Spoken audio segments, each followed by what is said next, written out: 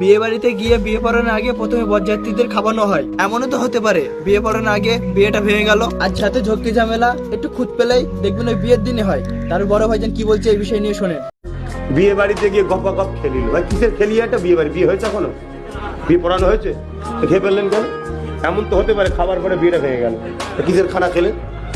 এই হতে পারে না এই খবর সমাজে হয় না। ছোট্ট জিনিস নিয়ে, ছোট্ট জিনিস, যত যেন মিজাজ দিবার দিন হচ্ছে বিয়ের দিন, ওয়েট লিবার দিন, ছোট্ট জিনিস বা ঝগড়া হয়ে গেল, চল সকালে করবো। তাহলে আগে খেয়ে ফেললে হয় না, আগে যে লেখাটা করে নিতে হয়। ইজাব কবুল হয়ে গেল, খানা খাচ্ছ, কিসের খানা? বিয়ের খানা।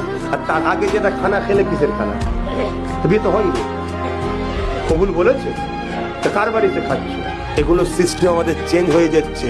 বড় আসবে রাত 12টায়, সন্ধ্যে থেকেই সব গপ খেয়ে দিচ্ছে। না, এগুলো করবেন না। জিনিসটা ছোট মনে হচ্ছে না, এটা ভুল। আগে নেকা হবে। যদি বলেন না 1 মাস আগে রেজিস্ট্রিটা ইসলামের নাটো সরকারের, ওটা দেশের, আল্লাহর নয়।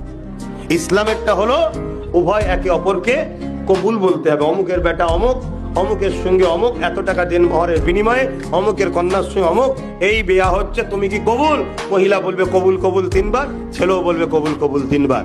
কথা বুঝে আসছে? যদি চুপচাপ থাকে তাহলেও চালিয়ে নেওয়া যায়, কিন্তু খুব কাঁদলেই বিপদ। কবুল না বললেও সমস্যা আছে। কথা বুঝে আসছে? কাঁদা মানেই খুব কেঁদে ফেললেই বিপদ আছে।